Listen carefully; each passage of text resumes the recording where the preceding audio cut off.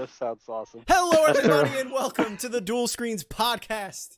This is the internet's #1 indie developer interview podcast, probably. Everyone in the gaming industry, be it a program, an artist, or a voice actor, everybody has a story to tell, and we want to be their place to do it. The show posts each and every Friday for your listening pleasure on your podcast service of choice, including our YouTube channel, youtube.com/DualScreensTV. I am one of your hosts, Stephen Fontana. With me, as always, is Andy Asimakis. How are you, Andy? I feel really good about this one already. Like really, really good. Oh, do you? We spent some time with our guests prior to recording, and it's going to be... We were early. A fuck ton of magic, yeah. I feel. Sure. It's going to be magical. Sure. All around. Mm-hmm. It's going to... Yeah. Well, we'll see. No pressure, guys. Joining us this week is Dennis McCorry and Lesther Reynoso of Possum House Games, developers of Shot in the Dark, a western tale of bloody vengeance, rituals, and teeth in the dark. Gentlemen, welcome to the show.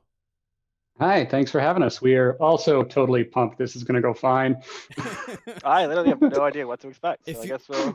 If you keep saying it's going to be fine over and over again, you could possibly will it into existence. We'll see. I mean, it won't be doing mantra right there. It's literally that meme is our office. You'll love to see it, ladies and gentlemen. Folks, if you like what you hear here, and you're listening on like some sort of podcast net thing, just like review the show or something, like leave a little 5-star if you're listening on the all Apple Podcast network or something like that. You know what I mean? And if you're watching on youtube.com/DualScreensTV, subscribe to the channel, hit the thumbs up, share it amongst your friends. That's the best way to help out the show. Tell people that we do the show. It's not really difficult. Just like you have social media probably. And you can be like, yo, these guys interviewed like almost 200 indie developers of games that we love and games we forgot about and games that never came out, which has happened before. But they do it, and they do it each and every week. And if you want to support us with your hard-earned cash dollar bills, you could do so by going to patreon.com/NDS podcast, just like our Patreon producers, Colton the Apprentice, Nestler, and FNH Paul. Again, we cannot continue to grow without all of your support. So please, please, please head over there. And just $1 gets you into our Discord and, bonus episodes and all sorts of interactive goodies. All right. It is time to jump. We're just going to dive right in here. And we're going to do it with our leadoff question of the show. Andy, take it away. Thank you, Stephen. Now, you're welcome, Andy. Thank you. I could ask our guests what it's like being in the indie dev game scene up in Rochester, New York, because it's I'm curious about that, what it's like making games up in Rochester. I could ask them about their history, what they've worked on prior to this title, what they've done in the past, their experience, their roles in the company. Sure. But I have a more burning question. Mm-hmm. It burns from within, like a raging STD. If wow, oh my God, this is fair. Like lead up. If you this like. is good. I like where this is going. Gentlemen, what's it like knowing that your game is one letter away from being called Shit in the Dark?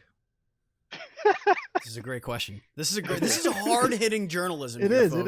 As a matter of fact, I'm cracking open a nice cold one, and we're gonna get right into this bad boy. So, why did you make a game called Shit in the Dark? Expound. Wow. Oh man. Yeah, Denny, take it away. Yeah. Okay. Sure. I got this. No problem.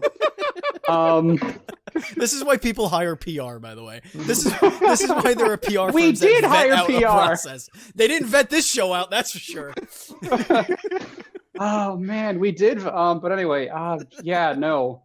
The only thing I can say about our title is there's actually a running joke, because apparently like we came up with this name and it turns out like 30 other people wanted it, including another local game dev. And that's been a running joke.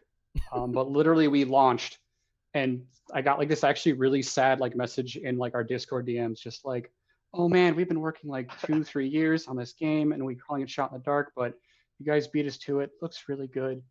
So that's what I can say to that. As for Shit in the Dark, that spin-off title we started making, but it just didn't hit really well with the communities. The test markets, yeah. How do you reply to those messages? Like tough shit or like tough titties? What do you say to those people? We got So the there local first. guy, yeah, to our good friend who is probably listening, we're like, yeah, that sucks. It's ours. You to it. To our friend, yeah. But yeah, it's that one guy. I was like, oh no, I'm really sorry. That sucks. But haha, mine. I'm surprised there hasn't been a shot in the dark yet. Honestly. Yeah, it's like, yeah, it's just a turn of phrase. Like, I know Yeah, I'm yeah. not the first person to like, oh, that's a great title for a thing for a game that has light mechanics, because no one's done that before. You know, you would not have gotten a Discord DM if it was shit in the dark. You would have been I don't guilt free, folks. Guilt free. All right. Seems feel like a like- missed opportunity, yes. For but, you know. for those who have no idea what the hell shot in the dark is, why don't you tell everybody what it is? Oh boy. Okay, so it's kind of a weird game.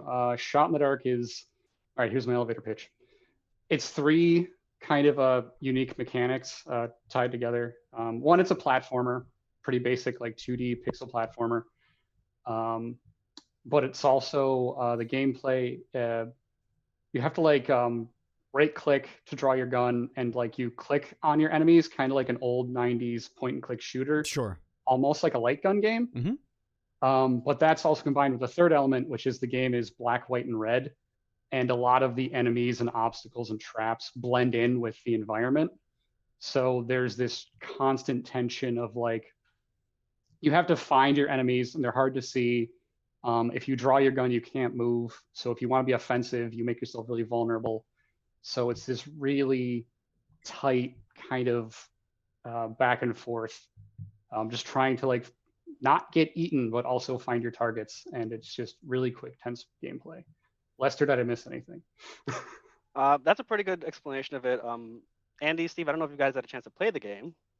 I think not. a couple of occasions you might find that, having played the game many, many times myself at this point, one of the messages that really comes across is "fuck you, get good." So Sure. you Yeah. guys can tell me whether or not I'm right about that. I don't know if you guys got the same sense, but Yeah, and I'm not a mouse and keyboard kind of guy, so it's like double fuck you from me.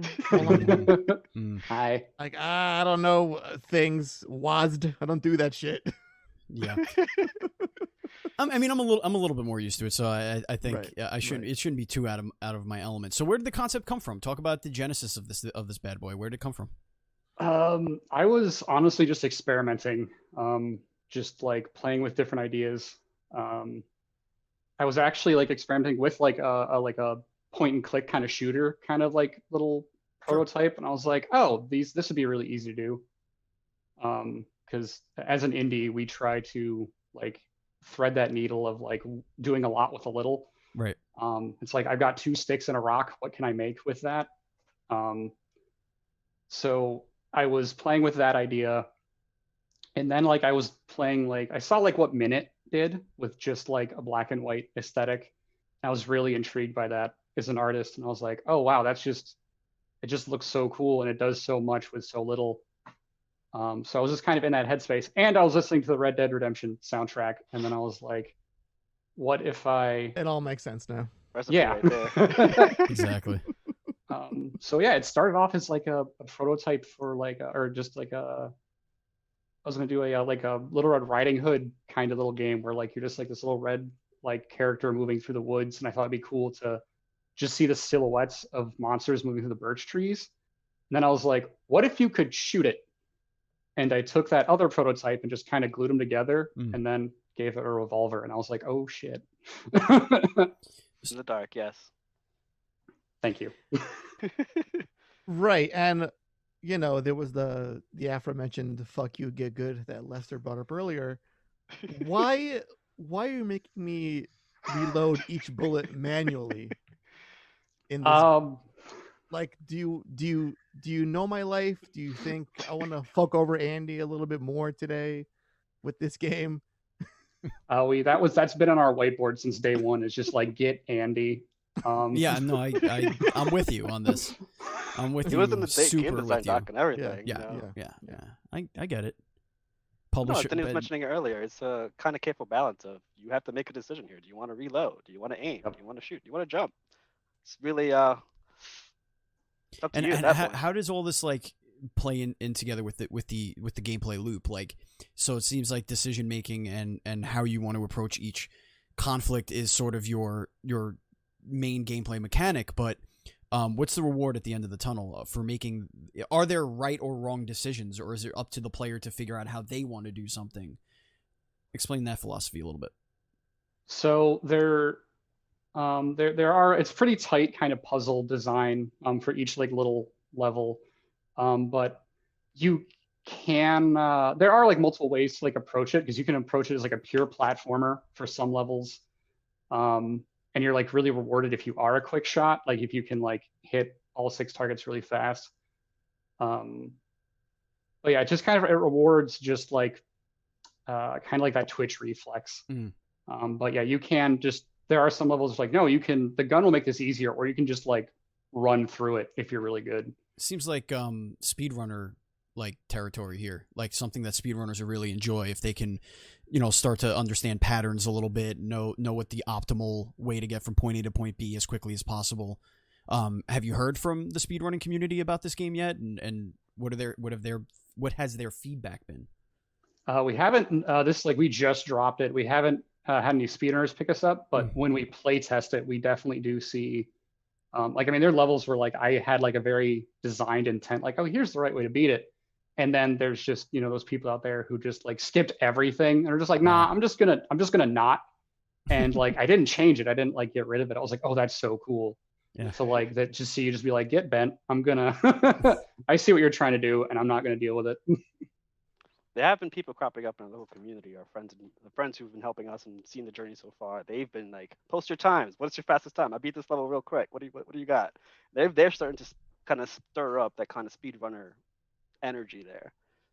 Gives them a couple of ideas of what we can do with that moving forward. But we have a leaderboard on our Discord. I can't make it past like 5 screens, so the fucking speedrunners are doing with them lives. I don't know. It's only gonna get worse, bud. Speaking about bud and things that make you high, I have a question for you both. What is the name of the drug that makes you think that a cactus is speaking to you? I need to know just for personal reasons. I'm just gonna, what's your drink of choice, Lester? Because that's like I very much enjoy the cactus speaking to me. I had no reservations about whether or not I don't think Andy's normal. worried. I don't think he's totally acceptable. Sure, I don't think Andy's upset about it. I just think he wants to experience said. I just need to know, is it phenomenon. Like, what exactly do I have to take to make all the succulents in my house? I was just gonna say, is it they're exclusive? They're all over the place. I was just gonna say, is it exclusive to the cacti, or does like a aloe plant also open up its consciousness and communicate to me all its desires? So in the DLC, we're gonna have some really talkative pine trees, and they're gonna have a lot to sort out with you guys. But yep. Is that the headline? Is that the headline? Pine trees coming? Shot in the dark. DLC pack. I don't know what. Pre-order writing that one down real quick. Cough. DLC so, what? The game is out there, obviously. What's the reception been like from people, unlike us two idiots? It's been really, and Lester can attest to this. It's been this like really like lovely combination of like, hey man, this is like a really good game and I'm really proud of you. But eat shit and die. Right. I was part of that group of people who responded. Sure. He was like one of the like constant play testers, and he's just like, this is a great, and just fuck off. Cursing up a storm the entire time, cursing directly at him. Why he put me through that. Is that the magic sauce for a game like this? Because indie games they've had a rep for a long time. That rep sort of got revitalized with the. Some say it was the indie arcade, but I really think it was the Nintendo Switch that really turned indie gaming into being like a mainstream section of gaming. Like people have their AAAs, but then they're also really excited about Hades, like that's something that's been happening now. Is that the magic sauce for the smaller companies now, to just find a niche and kind of hit it and just hope to find that like hook that little section of an audience as opposed to trying to throw spaghetti at the wall and seeing what sticks, like just casting out a wider net? I mean, we kind of do a little bit of both because we do experiment a lot, but then we kind of find those like little niche. But I think a big thing of what I do when I'm thinking about like a game concept, I'm not going to. I don't have the resources or like the knowledge to like push like just a normal platformer. Like that genre is like Celeste in my mind is like the new benchmark. Sure. And I'm not going to add more to that conversation. That's like decades of like experience of like pushing that goalpost further and further. So I kind of, I like try to avoid those spaces. So like we just try to experiment and find something that hasn't been done before and that's interesting and good and fun. And that's kind of like interesting, good, and fun. And that's kind of what happened that's what we do with our games. Like our first game, Sword in the Slime, was really weird. It like has a really wonky control scheme. And same thing with Shot in the Dark is I haven't seen this particular combination of mechanics. So yeah, we try to find those unexplored little corners. Yeah. What are your respective roles within the company? What do you do? For example, Denny, what's your key role in making all this magic come together? So we have that like kind of traditional split dynamic. I'm the artist predominantly.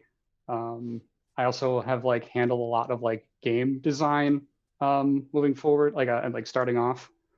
But yeah, Lester. I'm the programmer. I make it all work more or less, as Denny said a little bit before the show. I contribute to the game design. I do not contribute to the art.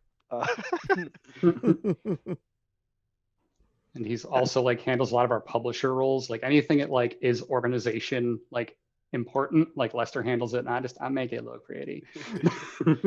That actually brings up a good point, because since you just kind of dropped it now, essentially your hardest part of the development cycle was in the middle of a global pandemic.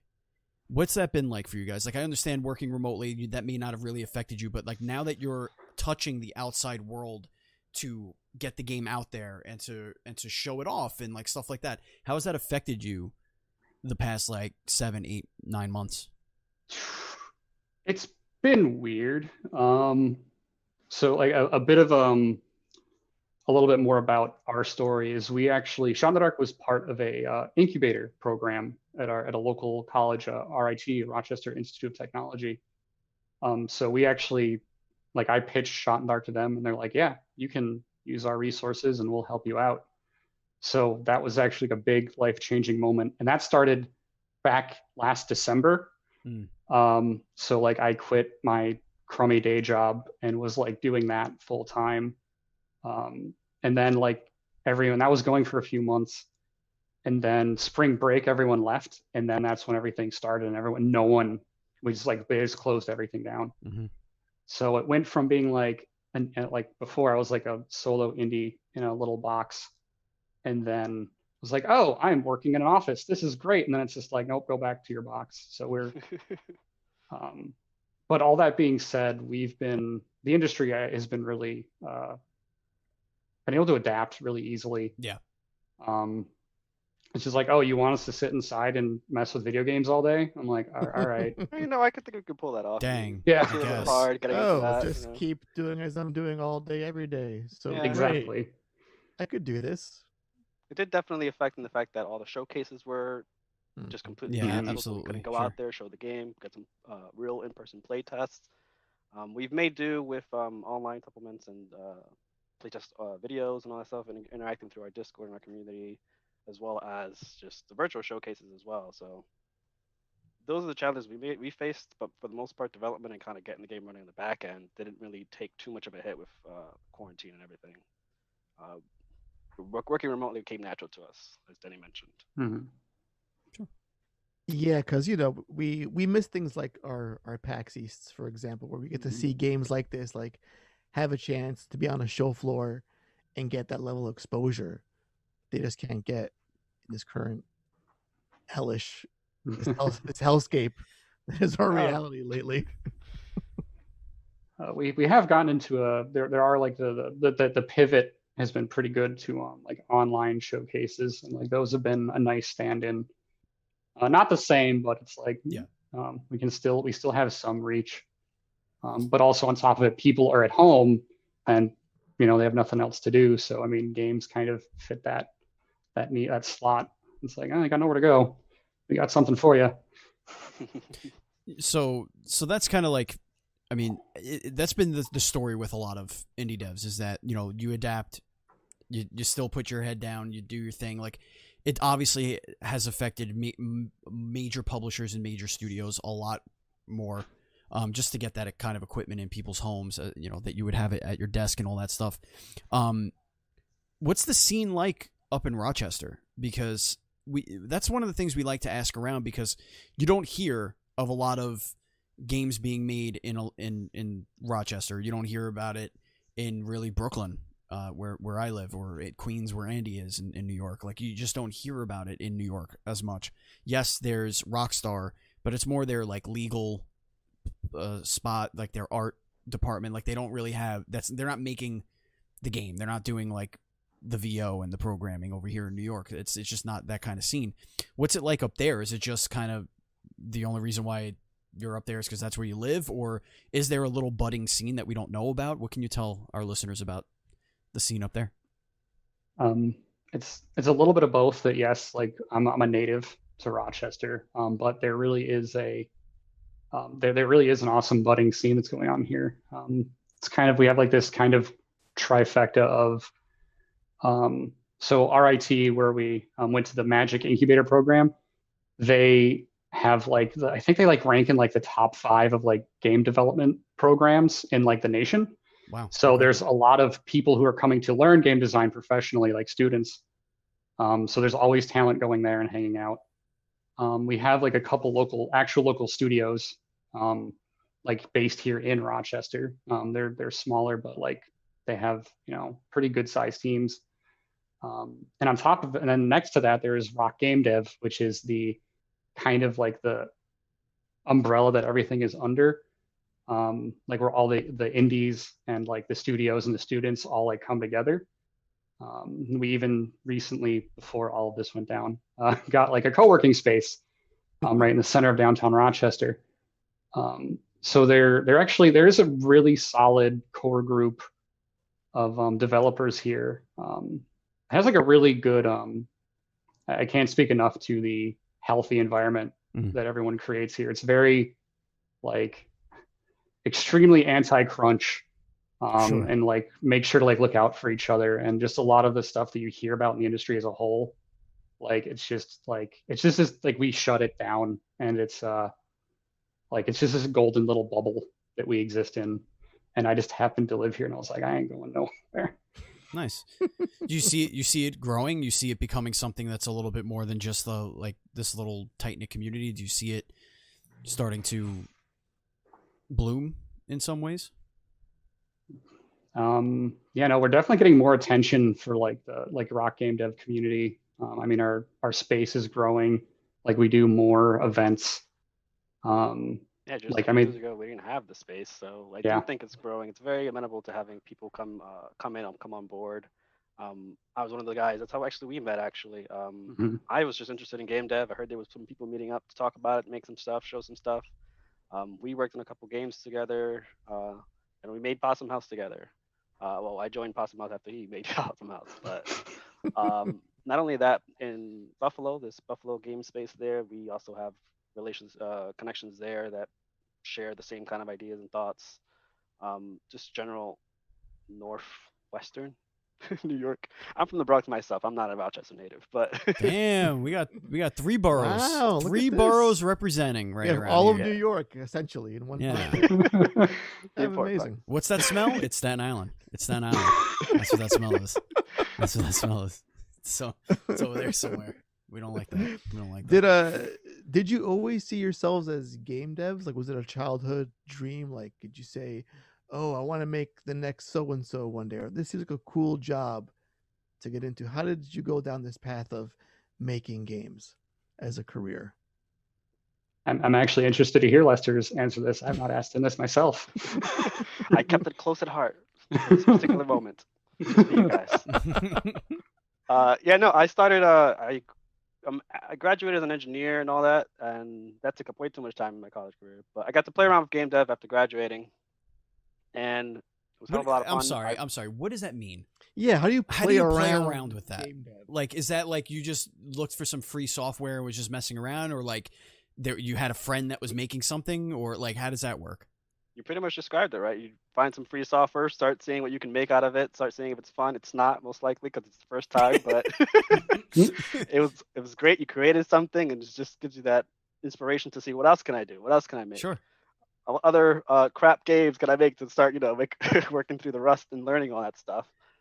I started playing around with that. I met the rock game dev community, learned a hell of a lot more. But I'm making some jam games. Jams are really a good way to go. So fun. Usually stressful as hell. A lot like your game, stressful as hell. Yeah, we try to project that forward. I try to project our own experience forward when we try to put our games out. So sure. Yeah, makes sense. It's all about sharing experiences. Dennis, you look like somebody who had a marble notebook of like weird level designs as a kid. That's not too far off. No, like I actually started as like an illustrator like kid. Like I wanted to make comics. Turned out that's actually really hard and miserable. But games in my mind are always something that like I don't know, like other smarter people did. Like I was like I don't know how to do that. Yeah, I always mentioned that it was like when you knew that your games came from Japan felt like another planet. Yeah, you're just like, oh no, only the Japanese know how to make video games. Right. Like yeah, we don't do that here.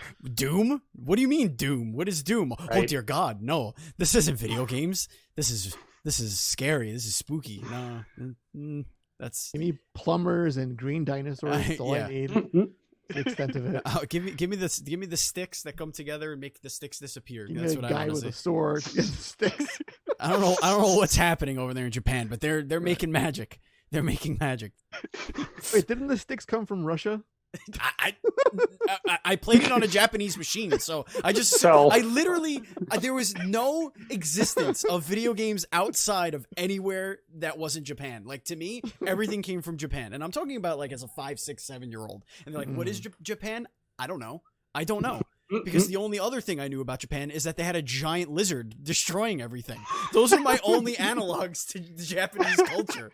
It was the Nintendo and Godzilla. Like, what does a child know about the world? Nothing. Zero. Oh, man. Anyway, go ahead, Dennis. I'm sorry. I derailed that shit real good. Oh, that was fantastic. I was here for it. Thank you. But yeah, no, I just always thought that was something other people did. I'm like, I don't know. I live in Rochester. It's just dark and gray and nothing happens here. But and you played around with some game dev. And it was around the time when a lot of indies got the same ideas. Like what was it? Like Limbo and what was the other one at the time? Bastion. Yeah, Bastion. Like all like that in the 2000s when like those came out and like indies were like a thing. And I was like, oh, I could do that. And yeah, I found some free software and essentially just like hit my head against programming since then to now. And you can, and it didn't get much better, as you can ask Lesther, because the big thing that I brought him on for, like literally first, and like that's why I just do art. Yeah. And this is working with like a program. I work with Construct 3, which like takes care of a lot of that for me. I still don't know how to write a line of code. And even then I will still like, Lesther, can you look under the hood and make sure this thing will run? Because I am not confident. But yeah, I pixel art and jumped in. I gotta say, I was like a little taken aback when I first booted up the game and I saw Construct. I was like, oh shit, I haven't seen that engine ever. It's always like a Unity or like an Unreal or like maybe an RPG Maker. I'm like, who the fuck uses Construct? Yeah, the big thing behind that is that like I've heard it compared to like, I don't know, what's it called, like Scratch for for kids, where it's just like if then statements. Right. So it's super simple, which was perfect for me because I went to school to learn how to paint. So like I don't know how computers work. And somehow I made a game. I don't know how I did that either. Yeah, I was just like, oh, it's a teeny tiny little box on my screen. I gotta hit maximize. Oh, Yeah, we're working on that one of those games. Not bad. Listen, kids out there, all you dumb idiots out there that don't that Mhm. think you don't know how to make games, they think it's scary. You can figure it out. Just go out there, start downloading shit and messing with it. I Mhm. mean, be careful what you're downloading, but you know. Yeah, what I mean. that's like you know what I mean. You know what I mean. That's actually a good segue, Steven. Scariness. Things that scare you. Spooky things. Spooky things. I don't like it. This game has a horror backdrop to it. There's a cowboy, and then there's like zombies. Terrifying. Cowboys are awful. And then there's like these Langolier motherfuckers with giant teeth coming at you. Teeth. Where did that come from? This game's there's like pentagrams at some point. Why are you trying to scare us, bro? Why are you trying to give us nightmares? Why can't you just make us a nice little pixel art shooty bang game? Why are you trying to do this? Are you fans of horror, or just thought that, you know what, this feels like the right setting for the game we're trying to make? So this is gonna be a really boring answer. I love it already. So like mechanically, when I came up with that idea of like, oh, what if I could shoot back? And I was like, how do I like clearly like limit the amount of like bullets? So you're not just like, clicking everywhere and like da da da da da da da. And I was like, oh, like a revolver, like it only has 6 shots. It's a pain in the ass to reload. I'm like, okay, duh. So it's got to be a Western. And then I just like monsters in the dark. So I just like horror. So I just ran with I just had an excuse to make a bunch of like simple spooky things, because that's just my jam. And I just had an excuse to play with it. So yeah, that's it. Cult stuff's cool. I like it. I like it a lot. I mean, it's a simple question. Sometimes the answer is just as simple. You made a scary game. Do you like scary shit? Yeah, I do. Oh, okay. Cool. Yeah. Yes, that was boring. Moving on. It's like, Andy, thanks for bringing us on. Andy, why don't you ask me? Hey, you do podcasts. Do you like podcasts? I do. Yeah, I really like do. we do. We enjoy speaking and never listening would've to guessed. people speak. Do you guys like video games? I heard that you like video games as well. It's kind of a misconception, That's because we. yeah, it's kind of. Well, it's funny because Denny here doesn't like games where you die instantly, yet he fucking made one. Yeah, no, So there's that aspect. I hate hard games. I put everything on easy. Like too. I look at Super Meat Boy and I'm just like, no thanks. Celeste, I was like, this is great, not gonna beat it. And it's not that I set out to make a hard game. Like I wasn't like, fuck all you guys. It was just like, oh, I'm playtesting it. If I can beat a level, that means anyone can beat it. So I better make sure this is hard for me. And then it turned into like the hardest rage quit game I've ever made. And I was like, oh, whoops. Jeez. I mean, when you know how the machine works, even if it's very complex, a complex machine, if you're the one that built the machine, it's going to be a little easier to you, Yeah, because I'm playing it literally every day. Yeah, just yeah, exactly. Yeah, I can't be a game dev now. I'd be like, oh, this is like, I did it. I could totally beat it. And I'll be like, this is the easiest game ever made with the simplest puzzles ever thought of. What idiot made this one? But it was hard to me. Shut up. Shut up. It's rated E for everyone. It was actually much harder before launch, and there were times where I was like, oh, I'm gonna like just take this out. My bad. I'm sorry. When it comes to difficulty in this game, is it the mechanics that are getting in the way of the ease, or is it the design of like the actual design of what is laid out in front of you that it was just too difficult? Like, is the puzzle too hard, or is juggling the 6 bullets or the darkness or whatever that's the difficulty part? I got this. Okay. Yes. Okay. Yes, the answer. He said yes. He's all of the above. All of the above. Okay, got it. I will say is once you get over, it's not like a Resident Evil, like original Resident Evil kind of like difficulty where it's the controls, or like once you get used to this kind of unique control scheme, people tend to like click with it once they get there, like, oh, all right, yeah, I got it. But the difficulty comes from like there's just not a lot of time to deal with a lot of the problems that are coming at you. Like you'll have like snipers who are like they'll have like a crosshair chasing you the whole time, so you have to Don't deal like with that. Nope. And then just the fact that everything's visually obscured, so it really does come from the design of the levels themselves, are just like meant to like just throw as many obstacles at you as I can. That's where you pulled back from the difficulty. You pulled back on how much you were throwing at the player. Yeah, there was one level I made where I have like these train levels that are just like essentially go from one of the train to the other. And I was like, there were bullets coming at the player that you had to like shoot the bullets out of the air.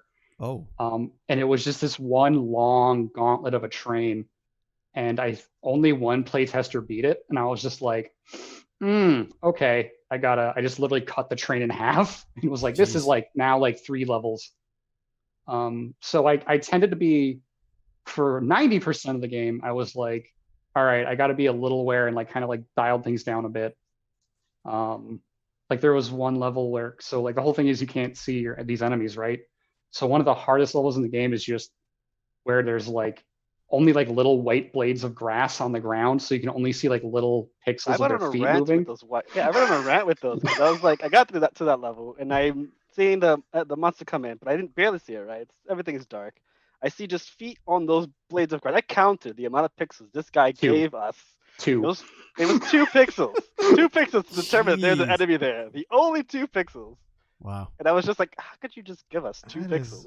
Get wrecked. So when you're making basically, when you're making your adjustments like on the fly, and you're like, oh, I got to pull back on that. Is that a communication between you and Lesther, where you're just like, hey, make it 5 bullets instead of 12? Hey, like, stop. or are you able to this. just go in and just be like, dial? Like, how does that? It feels like a non-stop stream of communication going between the two of you, like just to make like some minor adjustments.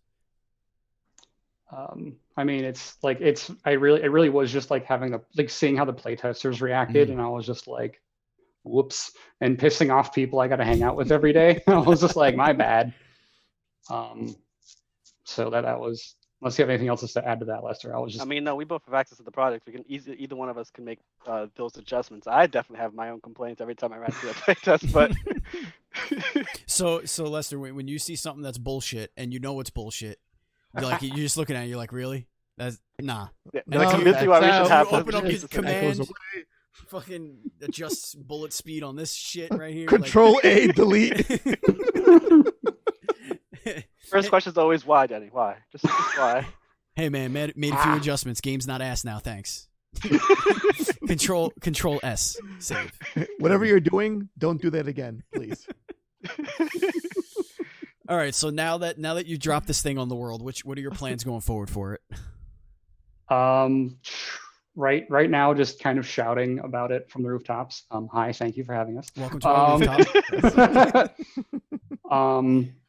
Yeah, just like getting it out there. We just want people to play it. Sure. We would love to see some like speed runs of it. Like we want I want to see the first person who beats this game. Like there's one achievement which is called The Long Night, which is you beat the whole game without dying. Yeah. Okay. And I'm like, in one go, I'm just like, come on, I want someone to do it. All right. Why do you hate people? what did people? I got some work to do. What did people do to you? Like, I mean, Steven, we don't have to. We don't have to open up cans of worms here, but like, completionists out there are really not going to like that whatsoever. I know there are people out there who like are really messed up and want that kind of challenge. Sure. I'm like, I don't want to do this, but I know you do, so here's this twisted gift. Oh, that's what it is. You're giving us what we want. Yeah. Get it. Mm-hmm. Sure. I want to feel like shit while I'm playing a video game. Yes. Thank you. Thank you. That's what people have been saying. Like I said at the top of the podcast, it's just like, oh, this is great. Just die. Gentlemen, we also go ahead. I'm sorry. Go ahead. Yeah. We also would like to have more content for this game. Cough, cough, cough. But we're indies and we're taking it one day at a time. But yeah, hopefully there will be more Shot in the Dark down the road. Sweet. All right. Now all that bullshit's out of the way. Now the real stuff. Now what we really want to talk about. Okay. Here we go. It's time for rapid fire. This is where we're gonna get to know you. We're the interviewers here. Wait, I think we were the whole time, but whatever. Sure. We're gonna ask you some silly shit, and we're gonna get some dumbass answers from you. Okay. That's how we're gonna do with this. That's how we're gonna do with this. Okay. How do you prefer your mac and cheese? With a cheese sauce or a cheese powder? Cheese sauce. Cheese powder, and I'll throw more cheese in it. Both? Is that an option? It's not sauce. I'll like the shredded cheese. I'll throw it in there and just melt it in. Like Okay. I didn't know we had Chef Gordon Ramsay over here. I didn't know. I didn't know. Fucking Chef Boyardee. Now we don't. When you're getting dressed to go about your day, is it sock, shoe, shoe, or sock, shoe, sock, shoe? It's sock, shoe. Thank God. Yeah, sock, shoe, shoe. Anything else is heinous and wrong. Yeah, absolutely. Absolutely. When you go to sleep, do you have a fan on? Do you put a fan on when you sleep? We have a habit. No fan. I'm fanless. Okay. What is something you believe without evidence? Ooh, that's a tough one. I got to think about that one. Oh man, this one's tough. Red is the best color, unarguably. Okay. Crap. All right. That's a good one. I'm panicking. Lester, help me out. I got nothing. I don't know. He thinks black is the best color. You know what? Yeah. Yeah. There right. it is. Go with that. Okay. I mean, sure. Whatever. What is the thing that you have evidence of that nobody would believe? Ooh, the reverse. That's a tough question. You said these are silly. What happened? That is a tricky one. Nobody would believe. I have all these ballots, Stephen, that are unaccounted for. Just gonna hide those. Massive fraud. I guess you could always find somebody that's going to believe some bullshit. So. Right. Or how about this? What if you convince someone that's totally ridiculous, that's not true at all, but they thought it was real? How about that? Oh, I one time years ago convinced someone I was a foreign exchange student from Ireland with a really bad Irish accent that I'm not going to do on the podcast, even though I just teased it. But I had them going for like a good 2 hours, and I was just like, yeah, no, just got off the boat. It's nice over here. That's funny because I think Steven's next question is, do your best Irish impression. I don't got anything for that one. That's all you, Denny. Oh. So Lester, what's that thing that's like, that you can do that no one can prove, or what they don't dare ask you to do? Not bad. It's pretty good. That's not bad. That's pretty good. It's not the worst one, but No. Pretty good. Only mildly offensive. But anyway. Steven. Yeah, what? Please. Gotta ask me what? No, is it my turn? It's your turn. Do I really? Okay. Is cereal a soup? Ooh, that's a tough one. I'm gonna go with no. Okay. Yeah, I gotta say no, because like soup is like hot. Like no, I don't want hot cereal. No, this cold soup. This cold soup. Agree to disagree. There's plenty of cold soups out there. See, that's something I have evidence of, but no one can believe. So There you go. There it is. Hey. That's what we call touchstones. Conversational touchstones. That's what that is. Callbacks and whatnot. Andy. Watershed moments here on the podcast. Indeed. Would you rather have edible spaghetti hair that regrows every night, or would you rather sweat maple syrup? Oh my God. Oh no. Wow. Okay. Oh man. I'm just trying to think which one's more inconvenient because they're both terrible, and like I guess I would have to like deal with the hair and just I think go the hair is bald every the least day. inconvenient because Yeah. you can manage that. You sweat maple syrup, you get sticky all the time. All the time. It's All the time. Nothing good about that. Would you rather be able to go any place in the world for exactly 3 minutes at a time, or any place in time for exactly 3 minutes at a time? I want to say world. Yeah, I'm going with world myself as well. Microtourism. Good answer. That's a really good answer. A pineapple on pizza, yes or no? I'm indifferent. I worked at a calzone shop. We put everything in calzone, so nothing shocks me anymore. He's desensitized. I would not eat fruit on a pizza now. Right. It's okay. Listen. Would you rather have the power of flight or invisibility? I wouldn't mind hovering around a little bit. just don't have to walk anywhere. Invisible though. I'd rather fly though. If you try hard enough, you could be invisible. Right. You're not flying anywhere. Blend in with the crowds. We learned that from games like Assassin's Creed, Stealth. Or Marvel movies. Just put on a hat and you're good. Right. Put on a beige hat. Face that bitch forward. You're good to go. Nobody will know. Nobody. Or just be my mom's kid. Moving on. Wow. Seems like you touched something there. But, Goodness gracious. We'll move on. Would you rather have one real get out of jail free card or a key that unlocks any door? A key that unlocks any door. Isn't that something they did in a movie once? Possibly. Yeah, well, I'm going with the key. Now, is that any one door or any door ever? It's any door ever. Oh, wow. The door to your house, the door to the bank vault. Oh, yeah. No, like, I'm just like, man, I don't need to break.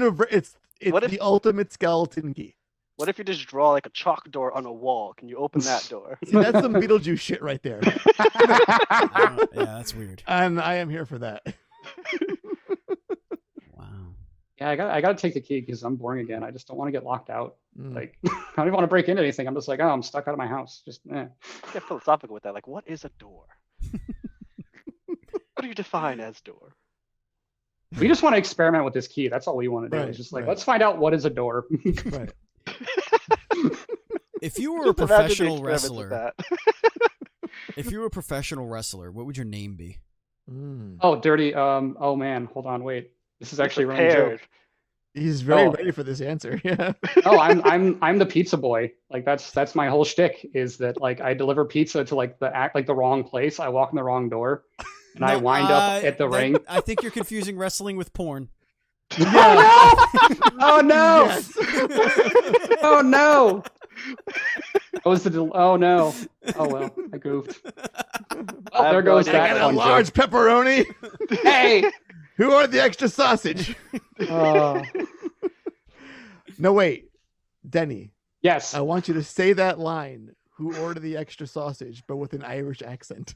Oh my God! I walked into all of this. So I have no one to blame but myself. I'm blaming all of you, but I acknowledge my fault in this. But sure. All right then. All right. Who ordered the extra large sausage or pizza? I don't know. That's all you're getting out of me. That's it. That's all we ask. That's all we could possibly ask for you. Lester, what is your wrestling name? I don't know. Denny, what do you think? You were so prepared, so I figured. I'm so prepared. I mean, you look good in a luchador mask. Gotta get like something like that. El Luchador. I think that's taken. You could probably just take LES from your first name and just make it like Lay and just be Lay Ray. There you go. I think that would work. Lay Ray. Lay Ray. Like it. He's a French luchador. Yep. So he's flipping around the ring with class. You know what I mean? And is totally judgmental of everyone. Steven, I love this question so much, but mental note for next time. For two guests, make them name each other. Ah, that's a good one. That's a good one. How we could help. Go ahead, Andy. Hit him up with another question. What word best describes you when you're drunk? Encouraging. One word.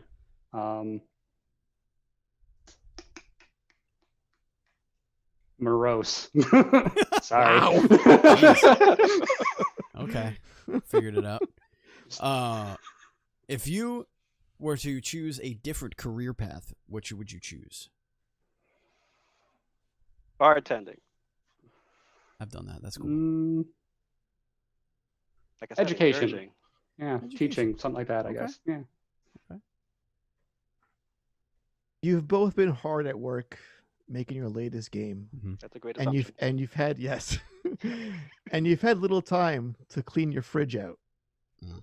Now, would you rather have one of you make a sandwich for the other with 4 items from that stinky fridge, or have a total stranger make you a sandwich with 4 items from that stinky fridge? Who do you trust more? Oh no, I trust. Honestly, I trust Yeah, Lesther just I'm fine. gonna have Yeah, Denny no. do that. Yeah, no, yeah, yeah. Oh, we're good. God, Steven, always pick the stranger. if Oh we're no, gonna- I'm absolutely picking the stranger. I am absolutely picking the stranger. letting you know. There's no. I don't even have to. Like, would you like Andy to? No. The answer is I don't even No. care what the question is. No, I don't want Andy doing anything No. at all. Oh man, what else? What else do we have here? Trying to think of some of our usual ones that we like to get good answers from. Super strength or super speed? Mm. I like For speed. I'll take strength. So I just want to pick things up, put them down. Nope, just want to be everywhere fast. What I got do nowhere you- to go. What do you think people notice about you? Big anxiety energy. I have no idea. If you guys haven't picked up on that, this whole podcast, Right. big old anxiety energy. Right. So good though. It's really good.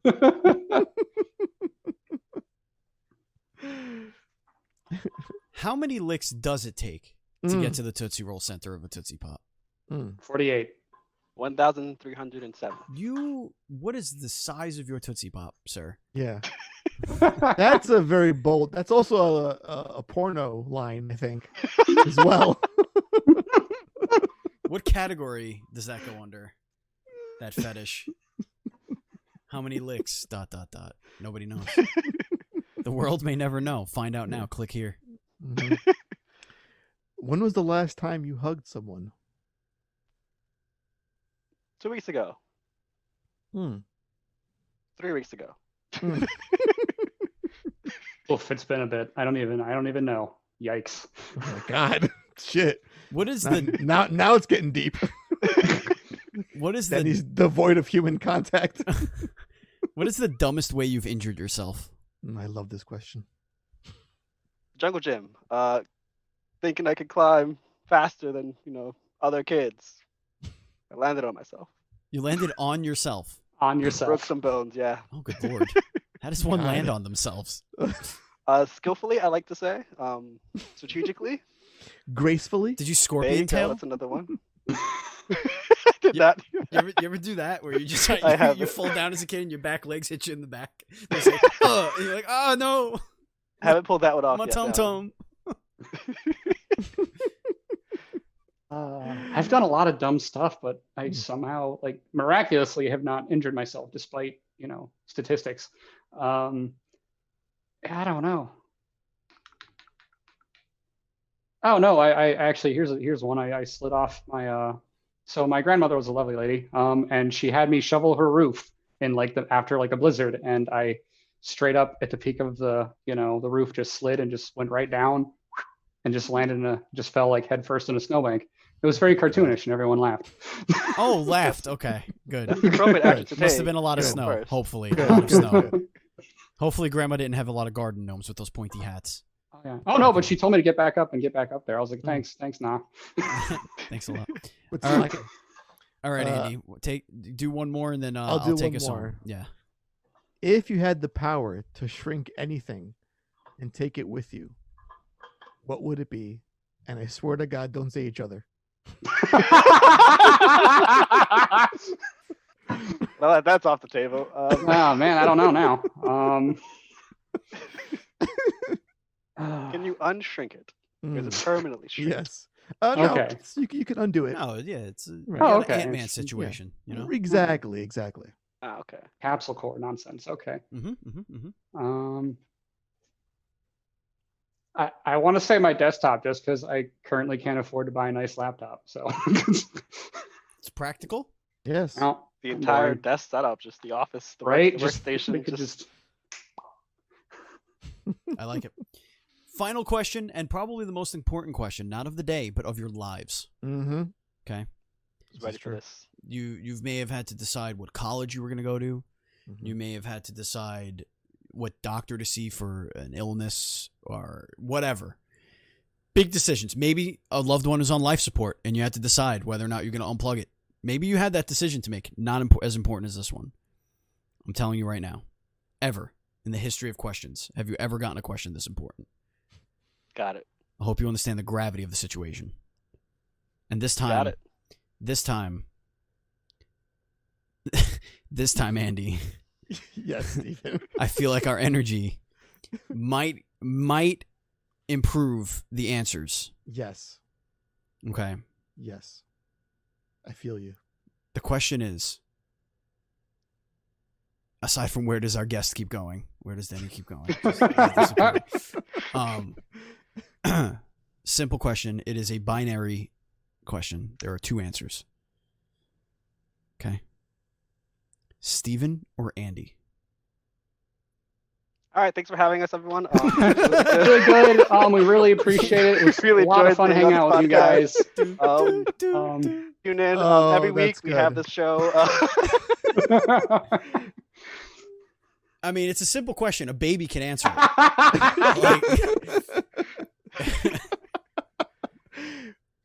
We should have the guests do housekeeping if they refuse to answer. That's That should true. be a- That's true. that should be a rule. I'll give you guys the show Like, doc with we're the gonna highlighted stuff. ping you the script. Read this, so you can get the hell out of here. I actually like this. I like Cowards. that answer so much so that I'm actually going to bring us home to the end of the show. I agree. Great. Awesome. Thank you so much, listeners, for hanging out with us. If you want to follow us on social media, on Twitter, we are at duel_screens. We are also at NDS Podcast on Instagram, and I am at Batchild27 on everything. Andy is at Pantsguy. Our Facebook group is facebook.com/groups/DS Podcasts. Our Twitch channel is twitch.tv/dual-screen-streams, and our YouTube, which you may be watching this on, is youtube.com/dual-screens-tv. Gentlemen, where could everybody follow you guys, follow everything you're doing, follow Shot in the Dark, all that fun stuff? The big one is you'll find everything, our Twitter, our Instagram, all that stuff. If you just go to possumhousegames.com, you'll find a link to all that in our Discord. Lester, anything else there? I was going to cover the Possum H Games at Twitter. Discord's on the possumhousegames.com. Instagram at possumhousegames. Social, everything. Links are in the website. You'll find it. Awesome. That's You the can beauty find- of the internet these days, you know? Find anything. And you can find Shot in the Dark on both Steam and itch.io. So you can just load up itch and play the demo right in the browser. So Sweet. that's where you can find the game. Awesome. Folks, thank you so much for listening to the show today. We will be back at it again next week with another great indie dev guest. Andy, can we share that next guest? Do we have some on tap, something to look forward to for our listeners? Not quite. We're working on I think it's Yacht Club Games talking Okay. about Cyber Shadow. Okay. I can't confirm it just yet Mm-hmm. because that game is coming out on Tuesday. Yes. So Yes, indeed. that They'll is be on likely that media blitz. right. That God is very knows they need to likely. get on that Dual Screens podcast. Yes. Yes. Yes. That's high on the list. Oh yeah. Thank you, gentlemen. Thank you, Andy, because I don't know why you wouldn't be a gentleman. Thank you, listener. Thank you, viewer. This Many has been reasons. the Dual Screens podcast. And as always, please be excellent.